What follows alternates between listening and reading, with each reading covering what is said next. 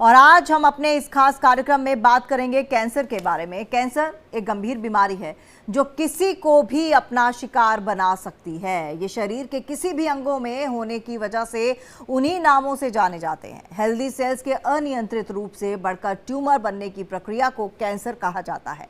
ये एक घातक बीमारी है जो गंभीरता के अनुसार कई स्टेज में बांटी जाती है। पहले स्टेज पर पता चलने पर इसका इलाज काफी हद तक संभव भी है, लेकिन आखिरी स्टेज पर अगर पता चलता है तो ये जानलेवा साबित हो सकती है। यकीन मानिए, लंग्स कैंसर किसी प्रकार का एक कैंसर है। लंग्स कैंसर एक ऐसी बीमारी है जिसके लिए खराब डाइट, बढ़ता तनाव, स्मोकिंग, खराब लाइफस्टाइल और वायु प्रदूषण जिम्मेदार है। भारत में लंग्स कैंसर के मरीजों की संख्या में तेजी से इजाफा हो रहा है और जिसकी सही समय पर जानकारी हो जाने पर ठीक होने की संभावना ज़्यादा रहती है। इसलिए ज़रूरी है कि समय से स्क्रीनिंग पर कैंसर की पहचान कर ली जाए। इसी टॉपिक पर चर्चा करने के लिए हमारे साथ हमारे एक्सपर्ट्स का पैनल भी मौजूद है। आप भी हमें स्क्रीन पर चल रहे नंबर पर कॉल कर सकते हैं। हमारे डॉक्टर से आप सवाल कर सकते हैं और अपनी समस्या का समाधान जान सकते हैं। तो डॉक्टर से पहले आप लोगों का तारुफ भी करा दूं। डॉक्टर अंशुमान कुमार हमारे साथ हैं जो कि कैंसर सर्जन है। आपका बहुत बहुत स्वागत है डॉक्टर। और साथ ही साथ हमारे साथ डॉक्टर अभिषेक राज हैं जो कि MD DM है एम्स हॉस्पिटल में। आपका भी अभिषेक जी बहुत बहुत स्वागत है। तो चलिए, आज हम क्योंकि बात कर रहे हैं कैंसर की और वो भी लंग्स कैंसर, और आज जब इस टॉपिक के बारे में पता चला तो कुछ पढ़ने से पता चला कि इतने लोग ब्रेस्ट कैंसर से उनकी मौत नहीं होती या किसी दूसरे कैंसर से उसकी मौत नहीं होती जितनी लंग कैंसर से भारत में मौतें होती हैं। डॉक्टर अंशुमान, आपसे जानना चाहूंगी कितनी सच्चाई है? देखिए, भारत के दृष्टिकोण में अगर देखें तो लंग कैंसर की कुछ बातें बड़ी अजीब सी है। लंग कैंसर मतलब माना जाता था स्मोकिंग का एक साइड इफेक्ट। स्मोकिंग करेंगे तो लंग कैंसर होगा। भारत में लगभग 40% लंग कैंसर उनमें हो रहा है जो नॉन स्मोकर, कभी उन्होंने स्मोकिंग नहीं की है। कारण वायु प्रदूषण या सेकेंड हैंड स्मोक, मतलब आपके घर में कोई और स्मोकिंग कर रहा हो, पैसिव स्मोकिंग। लेकिन उससे ज्यादा बड़ा कारण है वायु प्रदूषण। दूसरा, नॉन स्मोकर में लंग कैंसर विदेशों की तुलना में भारत में 10 साल पहले हो जा रहा है। तो मतलब यंग एज को हो रहा है। डिटेक्शन हमारे यहाँ, मतलब उसकी पहचान हमारे यहाँ काफी देर से होती है। उसकी वजह ट्यूबरक्लोसिस जो बीमारी, टीबी की जिसको बीमारी कहते हैं, हमारे यहाँ कॉमन है। और झोला छाप डॉक्टर से लेके क्वालिफाइड फिजिशियन तक कोई भी फेफड़े के लक्षण को टीबी के लक्षण की तरह ट्रीट करते रहे, चाहे वो महीने 2 महीने तक इलाज ना हो। तो लंग कैंसर वहां पे मिस होता है, डायग्नोज नहीं हो पाता है और एडवांस स्टेज 4 में पकड़ में आता है। और कैंसर ट्रीटमेंट की सुविधा जो होनी चाहिए, जिसमें DM MCH जो हमारी डिग्री होती है कैंसर सर्जन की या कैंसर फिजिशियन की, वो पूरे देश में समान रूप से उपलब्ध हो, ये नहीं है। बहुत ही डिस्क्रिपेंसी है। इसलिए मरीज को छोटी जगह से उठ के दिल्ली या मुंबई ट्रेवल करना पड़ता है। ये डिस्क्रिपेंसी लंग कैंसर को बर्बाद किया हुआ है हिंदुस्तान में। कैंसर को चैनल और ऊपर से बाबा थेरेपी। कोई भी भगवाधारी आके कहेगा मैं कैंसर का इलाज करता हूं, गौमूत्र से भी इलाज करता हूं। तो सबको जब मिलाइएगा तो एक बहुत बड़ा भयावह रूप लिए हुए वेस्टर्न सभ्यता से अगर हम भारत को कंपेयर करें तो। बिल्कुल ठीक कहा आपने कि समय रहते डॉक्टर से कंसल्ट करें और किसी ऐसी वैसी बातों में ना फंसें, और डॉक्टर्स आपको सही रास्ता सही समय पर दिखाएंगे। डॉक्टर अभिषेक राज भी हमारे साथ जुड़े हुए हैं। डॉक्टर, आपसे जानना चाहूँगी, जैसे स्टेज 1 की हम बात करते हैं या स्टेज 4 की बात करते हैं। स्टेज 1 में अगर डायग्नोज हो जाए तो इसको क्योर करना कितना आसान हो जाता है और स्टेज 4 में कितना मुश्किल हो जाता है? देखिए, ऑफ कोर्स स्टेजिंग जो कैंसर का होता है वो इसीलिए किया जाता है ताकि जो है आप उसको डिफाइन कर पाए कि उसमें सक्सेस की कितनी संभावना है। तो जो स्टेज 1 कैंसर है उसमें अगर हम मोटा मोटा बात करें तो उसमें सबसे पहले सर्जरी करी जाती है और कुछ केसेस में आपको उसके बाद कीमोथेरेपी वगैरह भी दी जाती है। स्टेज 2-3 में भी आज के डेट में कई केसेस में सर्जरी करना संभव होता है। कई केसेस में आपको हो सकता है कीमो या कीमो के साथ इम्यूनोथेरेपी वगैरह देके कैंसर को छोटा किया जाता है और उसके बाद फिर पेशेंट की सर्जरी होती है। तो स्टेज 1-3 में फिर भी एक क्योर का चांस है, बट लंग कैंसर बहुत जानलेवा बीमारी है। इवन स्टेज 1 में भी जो क्योर की संभावना है वो सिर्फ 60 से 65% है। स्टेज 2 की अगर हम बात करें तो सिर्फ 40% पेशेंट ऐसे होते हैं जो कम्प्लीटली क्योर हो पाते हैं। स्टेज 3 में क्योर की संभावना सिर्फ 15% होती है। स्टेज 4 अपने आप में it is for all practical purposes इसको क्योर करना संभव नहीं होता है। बट देखिए, इतना ग्रिम आउटलुक नहीं है। आज से 10 साल पहले जो सिचुएशन थी, चीज़ों में बहुत बदलाव आया है।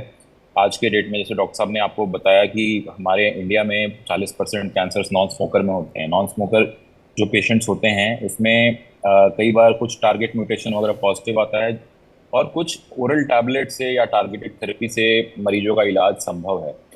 तो यस, स्टेज 4 जानलेवा कैंसर है, बट ऐसा नहीं है कि उसका इलाज संभव नहीं है।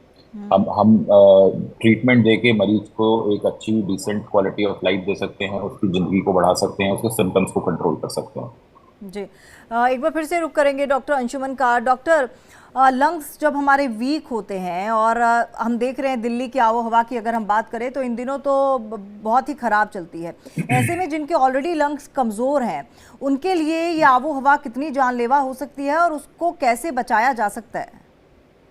देखिए, ये आबो हवा जो प्रदूषण जिसको मैं कहता हूँ पांचवा मौसम दिल्ली का, एक गाना था पांचवा मौसम प्यार का, तो लेकिन दिल्ली वालों के लिए पांचवा मौसम दिल्ली का है, एक प्रदूषण का मौसम है। अब हर साल दिवाली पराली को आप बहाना बना के कर देते हैं, लेकिन हर साल ऐसा क्या होता है कि दिवाली से पहले प्रदूषण चालू हो गए। तो ये प्रदूषण हमारे वातावरण में रहता है, टेम्परेचर के कम होने से ये नीचे सेटल डाउन होता है, हम महसूस करने लगते हैं, अंतर इतना ही है। ये एक नॉर्मल इंसान के लिए भी उतना ही खतरनाक है। और एक यूएस कॉन्सुलेट आए थे, इंडिया रहे, जब जाने लगे तो उन्होंने अपनी स्टोरी टाइम्स ऑफ इंडिया में छपवाई थी। वो पढ़ के दिल दहल जाएगा अगर कोई हिंदुस्तानी ढंग से पढ़ ले उसको। तो उन्होंने कहा था गैस चेंबर है दिल्ली, अपने परिवार को छोड़ रहे थे अमेरिका, यहाँ सबके लिए है, खास करके जिनको फेफड़े की तकलीफ है, हार्ट की तकलीफ है, या इम्यूनो कॉम्प्रोमाइज या कैंसर के पीड़ित लोग हैं, उनके लिए दिल्ली में रहना और भी मुश्किल है।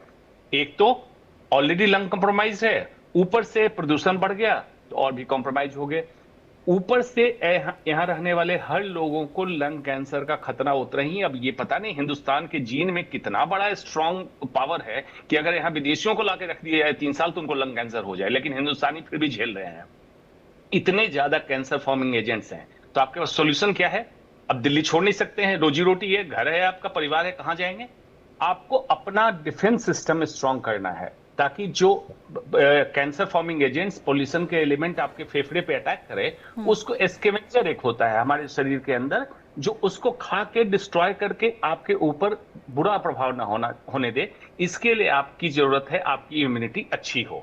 उसका आपका खाने पीने से मतलब है, एक्सरसाइज से मतलब है, अच्छी नींद से मतलब है, और बेवजह चीजों को अपने ऊपर न डालें, जिसमें खास करके तंबाकू, सिगरेट, शराब और ये व्यसन की आदतें, ये सब अगर ना डालें तो आपका डिफेंस सिस्टम और लोगों से बेहतर होगा और आप बेहतर लड़ाई कर सकेंगे। इसी को कोशिश दिल्ली वालों को करना चाहिए। बिल्कुल। दिल्ली से हमारे कॉलर भी जुड़ चुके हैं, पंकज जी। पंकज, आप अपना सवाल कर सकते हैं। सर, एक्चुअली मेरा बेटा है 16 ईयर का, कंटिन्यू 3 महीने से बीमार है, और 1 महीने से 29 तारीख से उसका कंटिन्यू है ना ब्लड आ रहा है मुंह से। कोई भी डॉक्टर डायग्नोस नहीं कर पा रहा है। सीटी स्कैन हो चुकी है 2 बार, लंग्स की, पेट की सीटी स्कैन हो चुकी है, हेड की भी हो गई है। इसका सिर्फ सीटी स्कैन में एज अ साइनस डायग्नोस हुआ था, और साइनस के डॉक्टर को भी 4 से 5 डॉक्टर हुए, तो उन्होंने कहा ब्लड का कॉज एज अ इससे तो नहीं है, नोज से नहीं है। और सीटी, इसका ट्यूबरक्लोसिस का भी जो स्पेक्ट्रम की टेस्ट होती है वो भी करा लिया था। इसके बाद इसका एंडोस्कोपी भी हो गई थी, और एक लेवेंटोस्कोपी थी गले की, वो भी हो गई थी।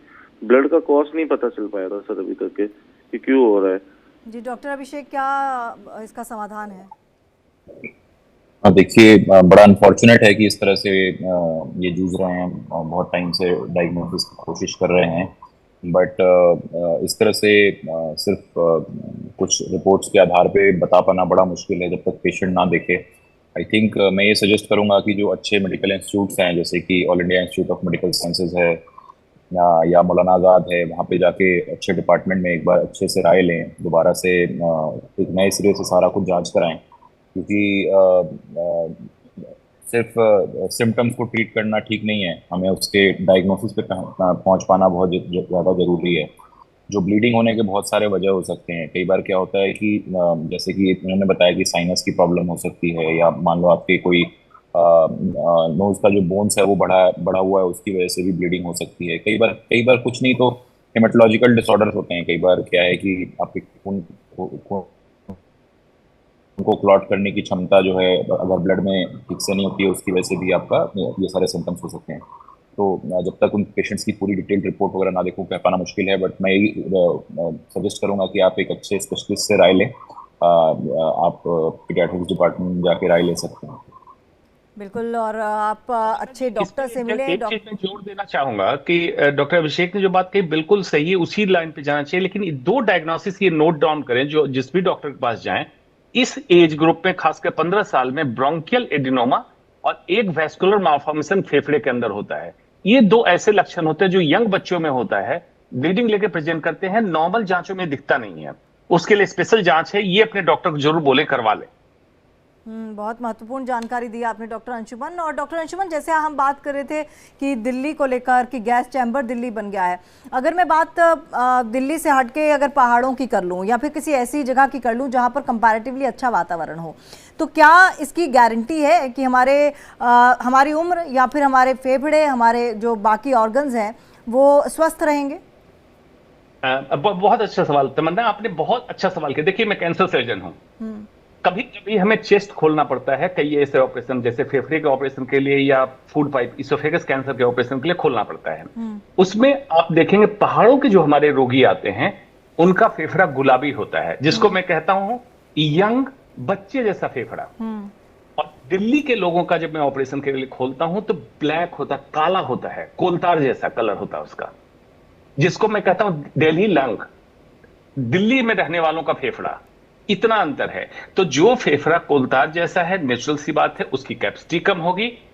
कोविड के समय आपने देखा दिल्ली में इस तरह की समस्या, वेंटिलेटर में रहने वालों की लंग फेफड़े खराब होने से मौत होने वाली समस्या ज्यादा रही। पहाड़ों में ये मौतें कम हुई।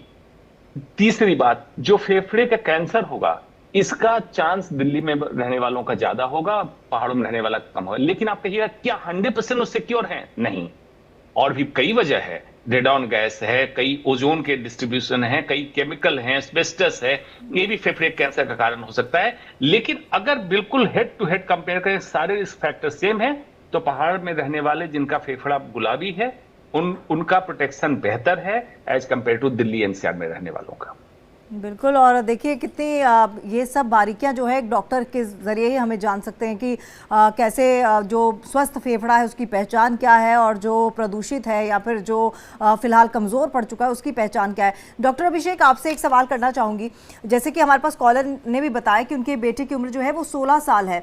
कहा जाता है कि जो फेफड़े लंग्स हमारे कमज़ोर होते हैं वो 40 की एज के बाद होते हैं, कमज़ोर होना शुरू हो जाते हैं। क्या कुछ ऐसे प्रिकॉशनरी मेजर्स हम ले सकते हैं? क्योंकि कहते हैं कि उम्र को आप रोक तो सकते नहीं हैं, थोड़ा लेट कर सकते हैं, ऐसे में कुछ टिप्स हैं? प्रिकॉशन जैसा कि डॉक्टर साहब ने पहले भी बताया था कि हम इस चीज़ को बदल तो नहीं सकते। अगर आपकी दिल्ली की आबो हवा है, आप उसको चेंज तो नहीं कर सकते हो, आप उसको छोड़ भी नहीं सकते हो, लेकिन आप कुछ ऐसे मेजर्स ले सकते हो कि जिससे उससे होने वाले जो हानिकारक जो हार्मफुल इफेक्ट्स हैं आप उसको कम कर सकते हो। जैसे कि एक हेल्दी लाइफस्टाइल अपनाना, ठीक है, और जैसे एक्सरसाइज करना, ठीक है, और हरी साग सब्जियां ज़्यादा खाना, आपका डाइट इंटेक अच्छा रखना, मोटापा से अवॉइड करना, ये सारे ऐसे फैक्टर्स हैं जिससे कि आपकी इम्यूनिटी अच्छी रहेगी। आपका जो लंग्स आपके जो खराब हैं या जो जिस वजह से भी स्मोकिंग की वजह से या एयर पोल्यूशन की वजह से, आप उसके इफेक्ट को थोड़ा कम कर सकते हो। बट जैसा कि हमने देखा, मतलब आज की डेट में दिल्ली वगैरह की आबो हवा इतनी खराब है क्योंकि जो बेचारे छोटे छोटे बच्चे होते हैं 7 साल के 8 साल के, उनकी आंखों में प्रॉब्लम होती है, उनको बार बार रिकरेंट कफ होता है, आस्थमा की प्रॉब्लम बहुत ज़्यादा होती है। तो ये वाली जो प्रॉब्लम्स हैं वो बहुत अर्ली एज पे सेट इन होने लग गई हैं। एंड जैसा कि मैं आपको अगर एक एग्जांपल दूं, जब मैंने अपने कैंसर की पढ़ाई चालू करी थी, उस टाइम पे हम लोग जो देखते थे कि जितने नॉन स्मोकर्स में कैंसर होते थे वर्सेस आज की अगर मैं बात करूं तो बहुत चेंज आ गया है। और इसी वजह से आज की डेट में इंडिया में 10 से 15 साल एज ग्रुप पहले हो रहा है लंग कैंसर। और ये चिंता का विषय है कि 10 से 15 साल पहले हो रहा है, मतलब उसी हिसाब से आपका इम्यूनिटी लेवल भी वीक हो रहा है। और अगर हम एज की बात करें तो एज भी उस हिसाब से आपकी कम हो रही है। मैं सही कह रही हूँ अंशुमन कुमार जी? बिल्कुल आपने सही कहा। देखिए, सबसे कम एज में हुआ, एडवांस से डायग्नोज हुआ। दूसरा, वो हमारा प्रोडक्टिव एज ग्रुप है, मतलब जो काम कर रहा था, जो पैसे कमा रहा था, जो कंट्री के लिए हमारा कंट्रीब्यूट करता, उनमें हुआ। पहले कैंसर एल्डरली का माना था कि बुजुर्ग लोगों का होगा। कितनी बड़ी समस्या है। अच्छा, आप कहेंगे कि क्या हर इंसान को कुछ कर ले? आप अपने खाने पीने पे ध्यान दे सकते हैं। ये एक कंट्री की प्रॉब्लम या पूरे कंटिनेंट की प्रॉब्लम है, strong political will power is required. ये जो गेम ब्लेम चलता है पॉलिटिशियन का, उससे पोल्यूशन कंट्रोल नहीं होगा। ये हमारे राइट में है। शुद्ध हवा, शुद्ध पानी, शुद्ध खाना एक नागरिक का अधिकार है, हमें चाहिए। लेकिन दिक्कत है कि हम एज ए सिटीजन मांगे तब तो, हमें फुर्सत ही नहीं बाकी चीजों को मांगने से। आपका स्वास्थ्य खराब हो रहा है, भर्ती हो रहे हैं, आप अस्पताल मांग रहे हैं। आप अस्पताल क्यों मांगते हैं? आप मांगिए बीमारी की रोकथाम, पोल्यूशन ठीक करो, शुद्ध हवा दो, शुद्ध पानी दो, शुद्ध खाना दो। ये हमारा अधिकार है, ये मांगिए, स्वस्थ रहिए, बीमार ना होइए। एज ए डॉक्टर भी हमारा यही कर्तव्य है कि समाज को हम यही सिखा पाए। अगर ये जिससे मांग लीजिएगा तो आपके पैसे भी बचेंगे, जीवन भी बचेगा, और जो प्रोडक्टिव एज ग्रुप हमारा डैमेज हो रहा है हिंदुस्तान का, ये हम बचा सकेंगे। बिल्कुल, और एज अ सिटीजन हम ये चीज़ एक्सेप्ट करके बैठे हुए हैं कि दिवाली आनी है, पोल्यूशन होना ही है, पराली जलनी है, पोल्यूशन होना ही है। उस चीज़ को हमने एकदम एक्सेप्ट कर लिया है और डिमांड तो बिल्कुल ही नहीं करते कि हमें शुद्ध हवा चाहिए, शुद्ध भोजन चाहिए। लेकिन ये एक्सेप्टेंस, मुझे लगता है कि एज अ सिटीज़न ये हमारी भी बहुत बड़ी गलती है। इस पर आवाज़ उठाने की ज़रूरत है और सरकार को भी सोचने की ज़रूरत है। डॉक्टर अभिषेक, आपसे मेरा अगला सवाल ये है कि क्योंकि कैंसर एक ऐसा रोग है और कैंसर नाम ही अपने आप में इतना बड़ा हो जाता है कि एक आम इंसान तो इसके बारे में सोचने से भी डरता है। लेकिन अगर मैं सिर्फ और सिर्फ लंग कैंसर की बात करूं, इसको लेकर अगर महिला और पुरुषों की बात करूं, क्या उसमें भी स्टैट्स में फ़र्क देखा जाता है या एज ग्रुप में फ़र्क देखा जाता है? महिलाओं में ज़्यादा तादाद है या फिर पुरुषों में ज़्यादा तादाद है? मैं इसको थोड़ा डिटेल में समझाना चाहूँगा। ट्रेडिशनली महिलाओं में स्मोकिंग की हिस्ट्री कम होती है, ठीक है।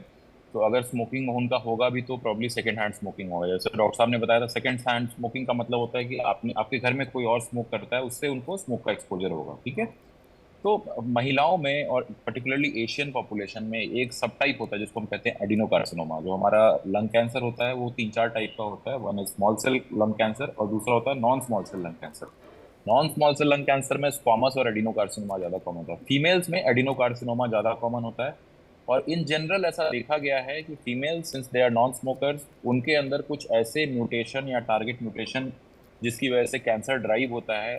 Generally it is very well manage with some oral drugs, तो उससे उनके कैंसर का जो आउटकम है वो बेहतर रहता है, ठीक है।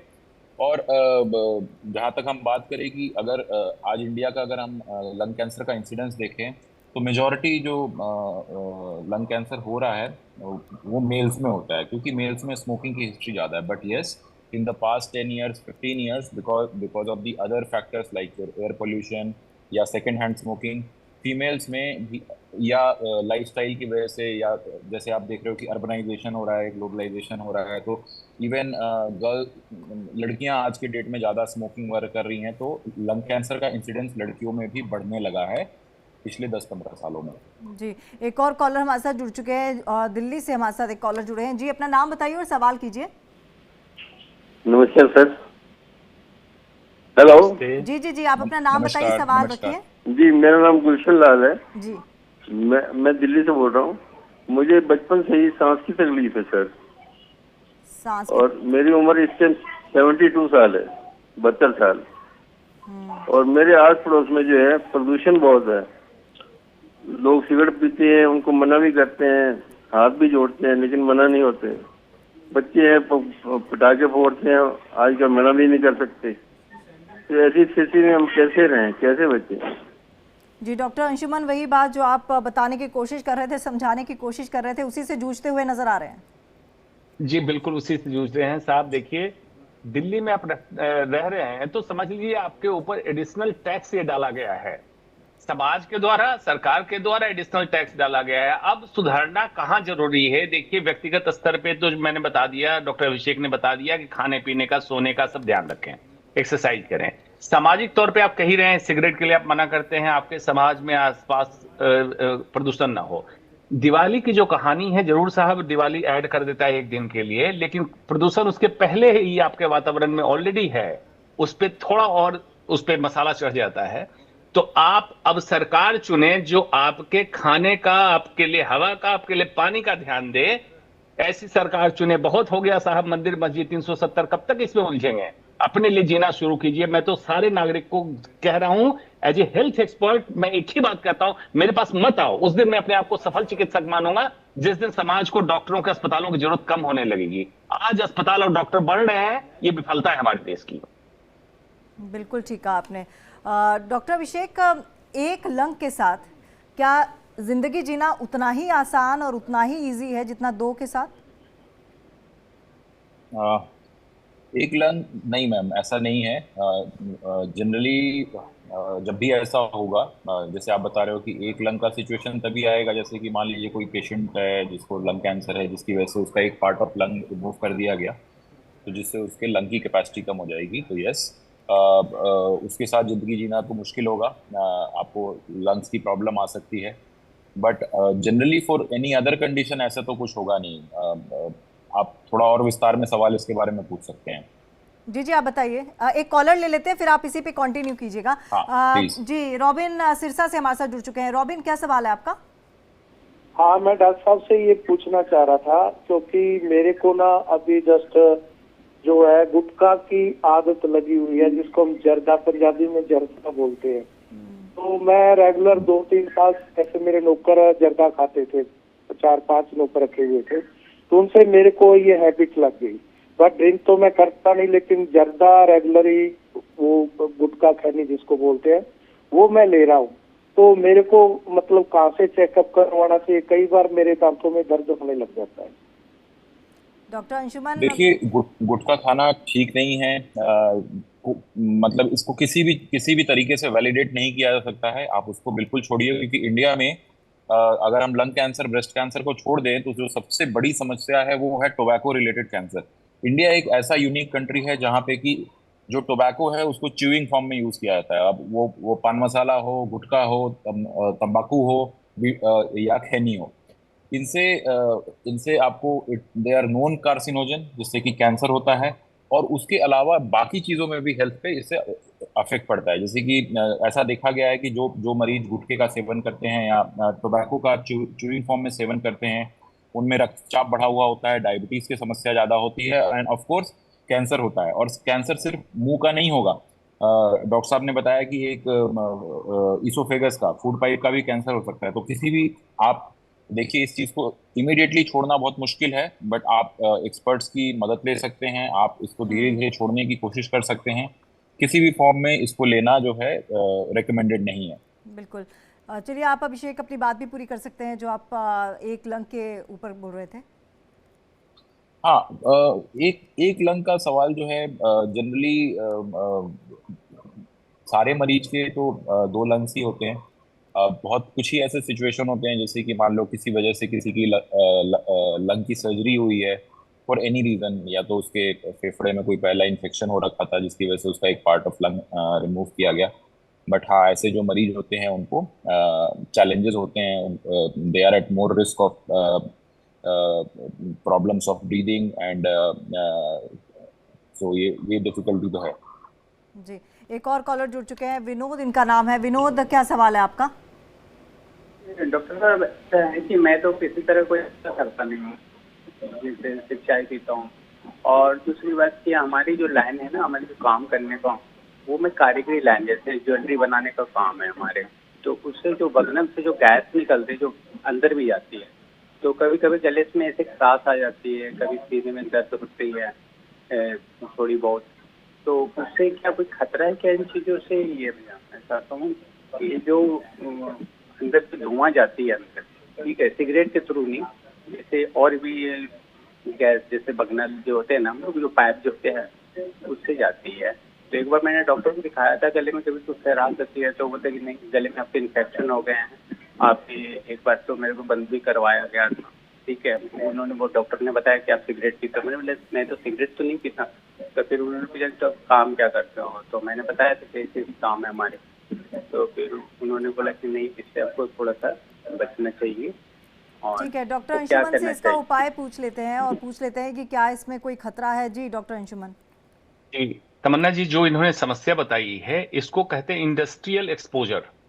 अब उद्योग से संबंधित जो इनको एक्सपोजर मिल रहा है धुएं का, आइडियली हमारा रेगुलेशन कंट्री का ये कहता है कि हर इंडस्ट्री में एम्प्लॉय सेफ्टी एक नॉर्म होना चाहिए, जैसे हर इंडस्ट्री के लिए है, तो सेम इनके इंडस्ट्री के लिए। लेकिन अनफॉर्चुनेटली आपको मालूम है हिंदुस्तान में सिर्फ 8% ऑर्गेनाइज इंडस्ट्री है, 92% अनऑर्गेनाइज। मतलब नोएडा में कहीं फैक्ट्री लगा के काम कर रहे हैं जिनके ऊपर कोई मेजर रेगुलेशन लागू नहीं हो रहा है। इनसे मैं ये रिकमेंडेशन दूंगा कि आप अपने कोई भी तरीके का गैस निकल रहा हो, बिना जांच किए मैं बता सकता हूं कि उसमें नुकसान होगा, चाहे नुकसान फेफड़े की खराबी का हो चाहे कैंसर का हो।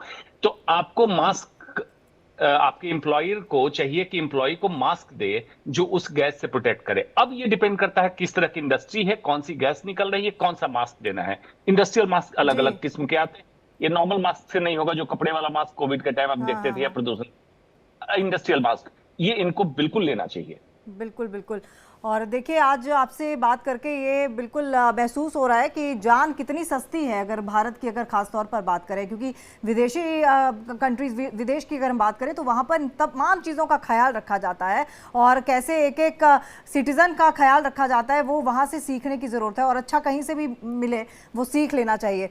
फिलहाल अंशुमन कुमार जी आपका भी बहुत बहुत धन्यवाद और अभिषेक आपका भी बहुत बहुत धन्यवाद।